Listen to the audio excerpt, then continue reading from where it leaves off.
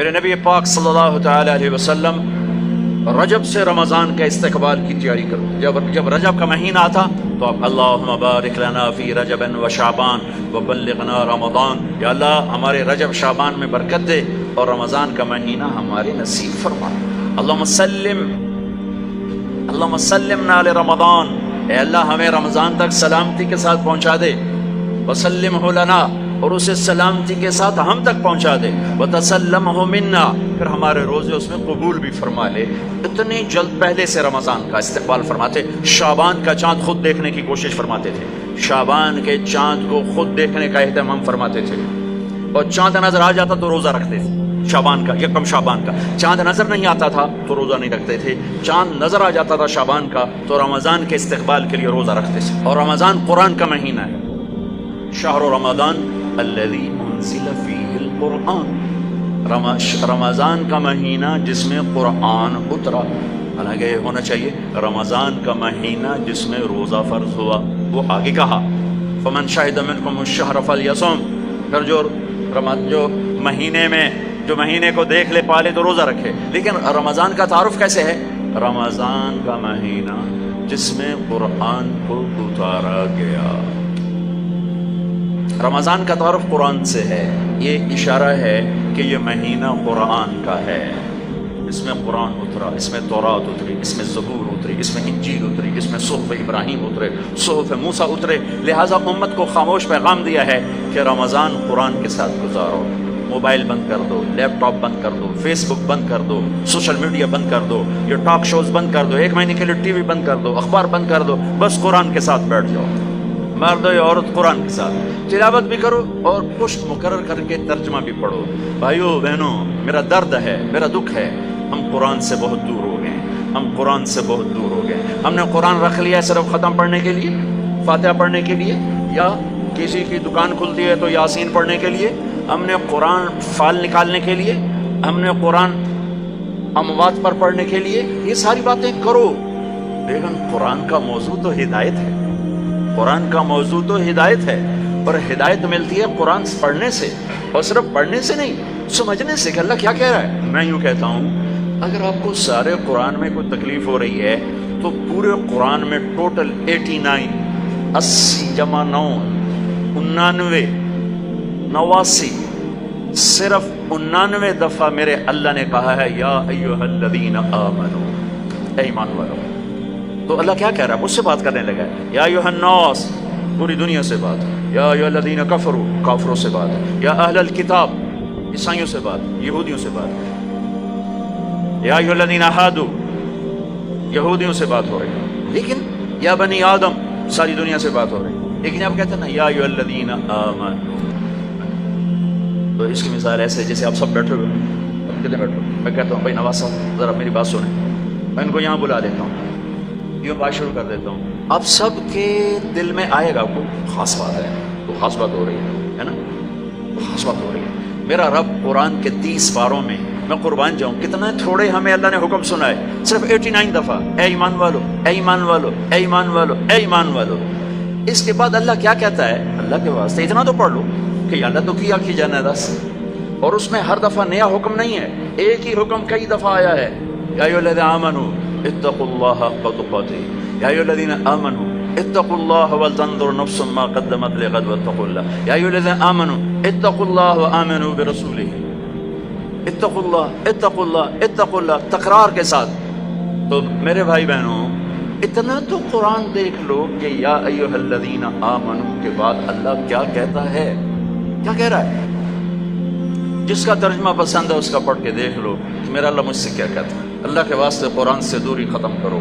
قرآن سے اخبار پڑھنے کے لیے بھی ٹائم ہے، ٹاک شو دیکھنے کے لیے بھی ٹائم ہے، فضولیات کے لیے بھی ٹائم ہے. آدھا گھنٹہ نکال لو، آدھا گھنٹہ، 15 منٹ، 10 منٹ، چلو ایک آیت. تو میرے بھائی بہنوں، اس مہینے کو قرآن کا مہینہ بناؤ. فمن شہد منکم الشہر فلیصم، مہینہ آ گیا روزہ رکھو. فمن کان مریضا علی سفر فعدۃ من ایام اخر، مریض ہو سفر میں ہو بعد میں رکھ لو. ایک لفظ اور ہے وَلِتُكْمِلُوا الْعِدَّةَ، اس مہینے کو مکمل کرو، پورا کرو. لیکن لفظ ہے کمال. کمال کا کیا مطلب ہوتا ہے؟ صفات میں پورا کرنا. تمام کا کیا مطلب ہوتا ہے؟ اجزاء میں پورا کرنا. روزے کو کمال تک پہنچانے کے لیے 4 چیزوں کو چھوڑنا ہوگا. 4 چیزیں اگر ہیں، نہیں ہیں تو مبارک، ہیں تو چھوڑنا. میرے نبی نے فرمایا جو شراب پیتا ہے اس کا روزہ اوپر نہیں جاتا ہے. تو اگر کسی کو عادت ہے توبہ کرے. یہ شرابی تو تھوڑے ہیں، جو ماں باپ کا نافرمان ہے اس کا روزہ اوپر نہیں جاتا ہے. یہ بہت زیادہ ہیں. ماں باپ کی نافرمانی تو جنگل کی گھاس کی طرح پھیلی ہوئی ہے. شاید ہی کوئی خوش قسمت ماں باپ ہوں گے جن کی اولاد ان کی آنکھوں کی ٹھنڈک ہوگی، ورنہ آج کل اولاد سینے کا کانٹا بنے ہوئے ہیں اور کانٹے کی طرح چبھے ہوئے خنجر کی طرح کاٹ رہے ہیں. ماؤں کو روتے دیکھا ہے، تڑپتے دیکھا ہے. ماں باپ کو، مجھے ایک باپ کہہ رہا ہے، باپ میرے علاقے کے زمیندار فوت ہو گئے، پرانا تعلق، میرا پتر اگے چ سڑتا پہ ہوئے تو میں دعا نہ کرے سا بچ گیا. ہاں میرے سامنے بیٹھ کے کہ مولانا صاحب وہ دی ماں بھی آندی ہے جا اگے سڑتا پہ اسی تو میں نہ اکسان اللہ سا میرے پتر نو بچا. تو ماں باپ کی نافرمانی یہ روزے کو نہیں پورے دین کو روک دیتی ہے. پورے دین کو روک دیتی ہے. صرف روزہ نہیں ہے، پورا دین رک جاتا ہے.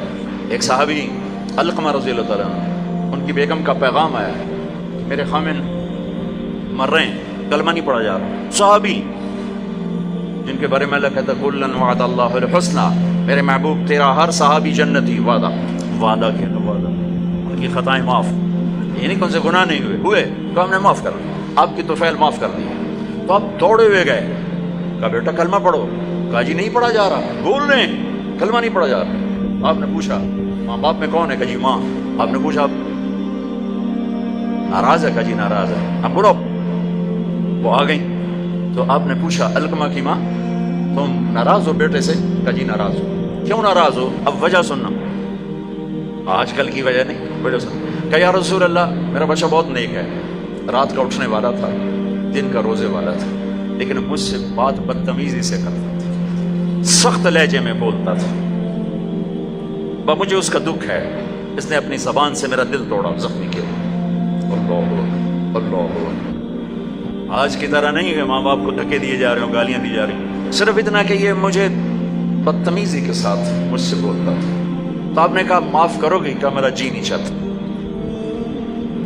آپ نے کہا میں آگ لگا دوں اس کو پھر سفارش کرو گی؟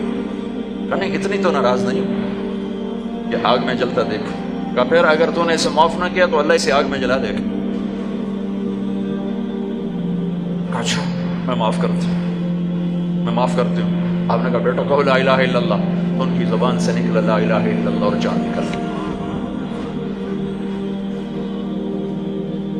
پھر آپ نے ان کا جنازہ پڑھا اور جنازے کے بعد آپ نے اعلان فرمایا جس نے ماں باپ کو تکلیف دی اس پہ اللہ کی لعنت، فرشتوں کی لعنت، زمین آسمان کی لعنت. نہ ان کی نماز قبول ہے، نہ روزہ قبول، نہ حج قبول ہے. تو روزے کو روکنے والی چیز ہے شراب، ماں باپ کی نافرمانی. لیکن ماں باپ سے بھی کہتا ہوں ایسے رویے مت اختیار کرو کہ اولاد گستاخ ہو جائے. آج کے 90% ماں باپ اپنی خطاؤں سے اولاد کو گستاخ بنا رہے ہیں. انہیں پتہ نہیں ہے کہ اولاد کو لے کے کیسے چلنا ہے. تربیت چڑھائی چڑھنے کو کہتے ہیں، رب واسے ہے تربیت. اور چڑھائی چڑھنے میں پسینے آتے ہیں، بدن ٹوٹتا ہے. اور آج کی تربیت ہے ڈنڈے مارو بے عزت کرو، ڈنڈے مارو بے عزت کرو، چاہے ماں باپ ہو، چاہے اسکول ہو، چاہے مدرسہ ہو، چاہے وہ مکتب ہو، بے عزت کرو. یہ چیز گستاخی پیدا کرتی ہے.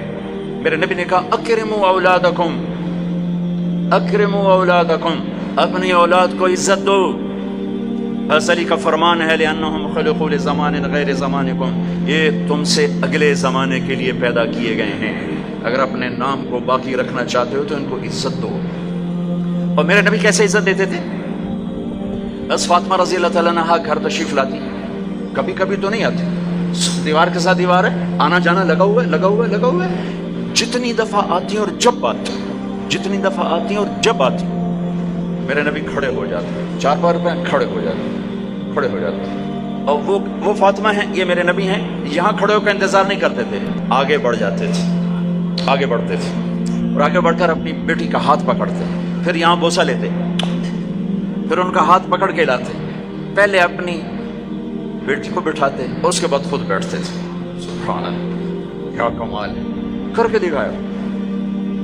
ہم تو اپنے بیٹوں کا کبھی شاباش ہی نہیں دیتے. میں نے ایک دوست سے کہا یار اپنے بچوں کو کبھی شاباش بھی دیا کر. کہا کس گل شاباش دے سارا دن ستے رہتے شاباش دے فلموں میں شاباش دے گانے سنتے شاباش دے. میں کہ یہ تو برائیاں ہو گئیں, کوئی اچھائیاں بھی دیکھ. اچھائیاں بھی ہوں گی چونکہ ہر انسان کے اندر نیگیٹو تار بھی ہے پازیٹیو تار بھی ہے. تو ان کی اچھائیوں کو واہ واہ کرو, وہ برائیاں خود چھوڑتے چلے جائیں گے. ہر وقت ٹوکا ٹاکی, ہر وقت ٹوکا ٹاکی, یہ کیوں نہیں کیا, یہ کیوں نہیں کیا, یہ کرنا تھا. اور ایک یہ پڑھائیوں نے تباہ کر دیا ہماری نسل کو, ہماری اولاد کو. 3 سال کا بچہ جسے ماں کی گود کی ضرورت ہوتی ہے, وہ ظالم ماں ہے جو 3 سال کے بچے کو اسکول کے حوالے کر دیتی. تیسرا جس سے روزہ برباد ہوتا ہے, جو رشتہ داروں سے لڑتا ہے. خون کے ماں کے رشتے, باپ کا رشتہ, چچا باپ کا رشتہ, باپ کی طرف سے جو بھی رشتے آ رہے ہیں باپ کی طرف سے, ان سے لڑائی جھگڑے. ماں کی طرف سے رشتہ, خالہ, نانی, نانا, ماموں. باپ کا رشتہ, پھوپھی, پھوپھا, خالہ, خالو, جو ان سے سینگ پھنساتا رہتا ہے, لڑتا رہتا ہے, اس کا روزہ بھی اٹک جاتا ہے, اوپر نہیں آتا ہے. تو بھائی اگر کوئی ایسا لڑائی بڑائی کا چکر ہے, اس سے بھی توبہ کرو, اپنے روزے کو بچاؤ. چوتھا, جو کسی کے لیے دل میں نفرت پالتا ہے, دل میں بغض پالتا ہے, دل میں کینہ پالتا ہے, اس کا روزہ بھی اٹک جاتا ہے. اپنے دل کو بھائیوں بہنوں نفرت سے صاف کرو, بغض سے, کینہ سے صاف کرو. ماں باپ کی دعائیں لو, رشتہ داروں سے صلح کرو, اپنے روزہ بچاؤ تاکہ اللہ تقوی کا لباس دے اور اللہ کی بارگاہ میں پیشی ہو سکے. میرے محبوب صلی اللہ تعالی علیہ وسلم تو سارا سال ہی روزے رکھتے تھے, سارا سال ہی روزے رکھتے تھے. اور ہمیں اللہ نے سحری عطا فرمائی. پہلی امتوں کو سحری نہیں ملی, ہمیں اللہ تعالیٰ نے سحری عطا فرمائی. ہمیں بھی 24 گھنٹے کا روزہ ملا. افطاری کر کے آنکھ لگی, روزہ شروع ہو گیا, روزہ شروع ہو گیا, جو پہلا ہوتا تھا. تو ہمارا بھی ایسے ہی ہوا. تو ایک صحابی ہیں قیس بن سرمہ, وہ آئے, مزدور تھے, افطاری کا سامان نہیں تھا, بیوی گئی سامان لینے, ان کی آنکھ لگ گئی, ان کو آنے میں دیر ہو گئی. سورج چھپ گیا, دیکھا تو سوئے پڑے, کہا ہے ابن سرمہ مارا گیا. کیا ہوا؟ کہ روزہ شروع ہو گیا. روزہ شروع ہو گیا. تو وہ دوپہر کو بے ہوش ہو گئے, اور ایک روایت میں تھا نماز پڑھنے گیا, گر کے بے ہوش ہو گئے. اللہ کے نبی کو پتہ چلا, بہت غمگین ہوئے, تو اللہ نے قرآن اتار دیا, چل میرے محبوب تیری امت کو اجازت ہے سحری تک کھاؤ, سحری تک کھاؤ. تو اللہ نے ہمیں سحری عطا فرمایا. ہمارے نبی پاک صلی اللہ تعالی وسلم سحری کے کھانے کی تاکید فرماتے تھے کہ یہ برکت والا کھانا ہے. اللہ اس کے فرشتے سحری کھانے والوں پر برکتیں, رحمتیں نازل فرماتے ہیں. خود ہمارے نبی پاک صلی اللہ تعالی وسلم سحری کا اہتمام فرماتے تھے. آپ تو عام طور پر 2-4 کھجوریں, ایک گلاس پانی, بس آپ کی سحری ہو جاتی. اور آپ افطار بھی ایسے ہی فرماتے تھے کہ صحابی فرماتے ہیں آپ ایسے بیٹھے تھے, آپ کے ہاتھ میں کھجور ہوتی تھی, ایسے کھجور لے کے بیٹھے ہوتے تھے. اور ایک صحابی ٹیلے پہ چڑھا ہوتا تھا یا کسی مکان کی چھت پہ چڑھا ہوتا تھا, اور اس کو امر تھا سورج کو دیکھتے رہنا. آپ کھجور آپ کیسے ہاتھ میں ہوتی تھی. جو ہی وہ کہتا یا رسول اللہ سورج ڈوب گیا, تو آپ فوراً کھجور منہ میں لیتے تھے. پھر اس کے بعد تھوڑا تھوڑا کر کے پانی پیتے تھے. آپ نے پانی پہ افطار کیا ہے, آپ نے دودھ پہ افطار کیا ہے, آپ نے کھجور پہ افطار کیا ہے, آپ نے ستو بھی پیا ہے, اور سحری میں آپ نے روٹی بھی کھائی ہے, کھجور بھی کھائی ہے, دودھ بھی پیا ہے, زیتون کے ساتھ بھی لیا ہے, زیتون اور روٹی کے ساتھ آپ نے افطاری بھی فرمائی. افطاری کی دعوت میں بھی شرکت فرمائی ہے. سعد بن معاذ نے افطاری کی دعوت کی, صحابہ کی, آپ تشریف لے گئے. افطاری کرانا میرے نبی کی سنت طریقہ چلا رہا ہے. سعد بن عبادہ نے افطاری کی, تو آپ اس میں تشریف لے گئے, تو وہاں زیتون, جو کی تازہ روٹی اور زیتون کے ساتھ آپ نے کھانا نوش فرمایا. ایک عجب واقعہ بھی ہوا وہاں. تو وہ یہ ٹائم تو تھا نہیں کہ بھائی ٹائم ہو گیا ہے, تو وہ سورج کو دیکھتے تھے, اور جب بادل ہوتے تھے تو اندازہ کرتے تھے. تو میرے نبی کی موجودگی میں ہوا کہ سب نے خیال کیا سورج غروب ہو گیا, سب نے کھا لیا, تو ایک دم بادل ہٹے تو سورج کھڑا ہوا تھا. تو پھر سب نے اس روزے کی شوال میں جا کر قضا کی. پورے مدینے سے یہ کام ہوا کہ وہ سورج کی موجودگی میں روزہ کھول لیا. جب بادل ہٹے تو پتہ چلا سورج تو بھی کھڑا ہوا ہے. اب ہفتے کو جاتے تھے قبا, ہر ہفتے کو اشراق وہاں پڑھتے تھے. لیکن رمضان میں 17 رمضان, پتہ نہیں کیا وجہ ہے, اس میں کیا حکمت ہے, 17 رمضان آپ قبا تشریف لے جاتے تھے, اور وہاں مسجد میں قیام فرماتے تھے تھوڑی دیر کے لیے, اور پھر وہاں سے آپ واپس تشریف لاتے تھے. اور آخری اشراف اعتکاف, ایک پورا مہینہ اعتکاف کیا, پھر اس کے بعد 10 دن اعتکاف کیا. اور جس رمضان کے بعد آپ اللہ کے پاس گئے, اس سال آپ نے 20 دن اعتکاف کیا. 20 دن. ایک دفعہ اعتکاف آپ نے اٹھا دیا. ایسے ہوا کہ آپ نے اعتکاف میں بیٹھے, تو حضرت صفیہ رضی اللہ عنہ نے آپ سے اجازت مانگی کہ میں بھی آپ کے ساتھ بیٹھ جاؤں گا. بیٹھ جاؤ. انہوں نے بھی, آپ کے لیے خیمہ لگتا تھا, چھوٹا سا خیمہ تھا, اس میں چارپائی ہوتی تھی, اس پر بستر ہوتا تھا, اور کبھی آپ مغرب عشاء کے درمیان نہاتے بھی تھے، چونکہ گرمیوں کا رمضان پایا نا، سارا آپ نے گرمیوں کا رمضان پایا، تو آپ اپنے اوپر پانی ڈلواتے تھے، اور کبھی یوں لیٹ جاتے اور سر آپ کا کھڑکی میں چلا جاتا، اور عائشہ رضی اللہ تعالیٰ عنہا آپ کا سر دھو کے کنگھی فرماتی، تیل لگاتی کنگھی فرماتی۔ آپ پیشاب استنجے کے لیے گھر تشریف جاتے، لیکن سحری اور افطاری اعتکاف کی حالت میں آپ نے گھر نہیں کی بلکہ مسجد میں آ کے نوش فرماتے تھے۔ تو حضرت صفیہ کی دیکھا دیکھی 2 اور ازواج مطہرات نے بھی خیمے لگا لیے، تو پھر آپ نے اپنا اعتکاف موقوف کر دیا کہ وہ ایک گھر کا ماحول بن گیا، اور اعتکاف کا مقصد ہوتا ہے خلوت اور تنہائی، خلوت اور تنہائی، تاکہ اللہ سے آدمی کھل کے بات کر سکے۔ تو پھر آپ نے وہ اعتکاف شوال میں 10 دن اس کے آپ نے پورے فرمائے۔ تو آخری عشرے میں آپ اعتکاف کا آپ کا معمول تھا۔ اور ایک چیز آپ نے ہمیں دی، تراویح کی نماز، 3 دن آپ نے نماز پڑھائی، اور چوتھے دن مسجد بھر گئی، باہر بھی جگہ نہ ملی، تو آپ آئے ہی نہیں، سحری تک لوگ بیٹھے رہے۔ تو آپ سحری کے قریب آئے تو آپ نے فرمایا میں دیکھ رہا تھا تم سارے آئے ہوئے تھے، لیکن میں اس لیے نہیں آیا کہ مجھے ڈر لگا کہیں تمہارے اوپر یہ نماز فرض نہ ہو جائے، تکلیف سے بچانے کے لیے نہیں۔ تو پھر اللہ کے نبی کے دور میں صحابہ 5-5 6-6 کی ٹولیاں بنا کر قرآن سنتے تھے، اور کوئی یہاں کوئی یہاں کوئی یہاں، اور رکعت متعین نہیں تھی، کوئی 10 پڑھ رہا ہے، کوئی 8 پڑھ رہا ہے، کوئی 12 پڑھ رہا ہے، کوئی 20 پڑھ رہا ہے۔ صدیق کے دور میں بھی ایسے ہی تھا کہ سارے مختلف ایسے پڑھتے تھے۔ تو عمر رضی اللہ تعالیٰ عنہ نے اپنے دور میں پھر کہا ان سب کو میں جمع کروں گا، سب کو جمع کر کے، اور ابی بن کعب رضی اللہ تعالیٰ عنہ کو امام بنایا، اور آپ نے 20 تراویح باقاعدہ قرآن کے پورے ختم کے ساتھ اس کو آپ نے شروع فرمایا۔ اور ادھر عبداللہ بن صائب رضی اللہ تعالیٰ عنہ کو خواتین کا امام مقرر فرمایا کہ وہ ان کو تراویح پڑھائیں اور اس میں قرآن سنائیں۔ یہ جو حرم شریف میں دعا ہوتی ہے ختم قرآن کی، آخری رکعت میں قل اعوذ برب الناس، یہ دعا حضرت عثمان نے شروع کروائی کہ جب قرآن ختم ہو رہا تھا اور آخری 2 رکعت رہ گئیں، تو آپ نے حافظ سے کہا جب قرآن ختم کرو تو دعا کرنا۔ انہوں نے کہا جی کیا دعا کروں؟ کہ جو تیرے دل میں آیا کرنا۔ تو بھائی یہ حضرت عثمان رضی اللہ تعالیٰ عنہ کی سنت ہے کہ پھر انہوں نے یہ دعا منگوانا شروع فرمائی، اور اس وقت سے اب تک یہ امت کا معمول چلا آ رہا ہے۔ اچھا، یہ جو ہم 2-4 تراویح کے بعد بیٹھتے ہیں اور ایک چھوٹی سی دعا پڑھتے ہیں اور پھر کھڑے ہو جاتے ہیں، یہ ترویحہ ہوتا ہے تھوڑی دیر آرام کرنا، ترویحہ تھوڑی دیر آرام کرنے کو کہتے ہیں ترویحہ، ٹھیک ہے؟ اور اس کی جمع تراویح۔ مکے والے کیا کرتے تھے؟ 4 تراویح پڑھنے کے بعد 1 طواف کرتے تھے، پھر 4 رکعت پڑھتے تھے، پھر 1 طواف کرتے تھے۔ انہوں تو ساری رات لگ جاتی ہے، وہ جا کے سحری میں مشکل سے جا کے ان کی تراویح ختم ہوتی تھی۔ جب مدینے والوں نے دیکھا یہ تو طواف کرتے ہیں، تراویح پڑھتے ہیں، ساڑھے کول تو بیت اللہ ہے نہیں، آپا کی کریے، انہوں نے 20 کی 40 کر دی، وہ کبھی 40 رکعت پڑھتے تھے۔ بڑھانے میں کوئی منع کوئی نہیں، چونکہ صلاۃ اللیل مثنی مثنی، تو وہ ان کے مقابلے میں 40 رکعت پڑھتے تھے۔ حافظ عطیہ سالم رحمۃ اللہ علیہ تھے، مسجد نبوی کے بہت بڑے عالم اور بڑے، ان کا حلقہ تھا، میں ان کے درس سے بڑا فائدہ اٹھایا، ان کے درس سے میں نے بہت فائدہ اٹھایا۔ میں جب حج پہ جاتا تو لمبا عرصہ ٹھہرنا ہوتا تھا، تو میں ان کے مغرب سے عشاء روزانہ بیٹھتا تھا، اور وہ بندہ علم کا ایک بحر ذخار تھا، اللہ ان کے درجے بولا، میں ملا بھی ہوں۔ تو انہوں نے ایک رسالہ لکھا ہے تراویح پر، کاش اس کا اردو ترجمہ ہوتا تو میں آپ کو کہتا اسے پڑھو۔ تو اللہ نے ہمیں ایک تراویح کی نماز عطا فرمائی، جس کے ہر سجدے پر حدیث میں آتا ہے 1500 نیکی لکھی جاتی۔ ایک سجدہ کتنے؟ اور ہر سجدے پر ایک گھر بنتا ہے، کس چیز کا؟ سرخ یاقوت۔ کتنا بڑا ہوتا ہے؟ 60,000 سونے چاندی کے دروازے ہوتے ہیں۔ ہر سجدے پر کیا ملتا ہے؟ ایک درخت جس کے نیچے 100 سال عربی گھوڑا دوڑ سکتا ہے۔ پھر تراویح اور روزے کے بدلے کیا ملتا ہے؟ اللہ آخری رات کہتا ہے میرے بندے بندی ہو، جن کا روزہ رات کی تراویح میں نے دیکھا، میں نے قبول کیا، جاؤ معاف کر دیا، جاؤ معاف کر دیا۔ ایک سحری میں اللہ کے نبی کے سامنے بکرے کی سری پیش کی گئی، آپ کے گھر میں تو نہیں پکتی، کہیں سے پک کر آئی، تو آپ کھا رہے تھے، تو حضرت علی بھی آپ کے ساتھ تھے، تو ارباز بن ساریہ اوپر سے آ گیا، آپ نے کہا آؤ برکت کا کھانا ہمارے ساتھ کھاؤ، وہ بھی بیٹھ گئے، تینوں کھا رہے۔ بلال آئے، یا رسول اللہ نماز ٹائم ختم، اور یہ کہہ کے باہر چلے گئے۔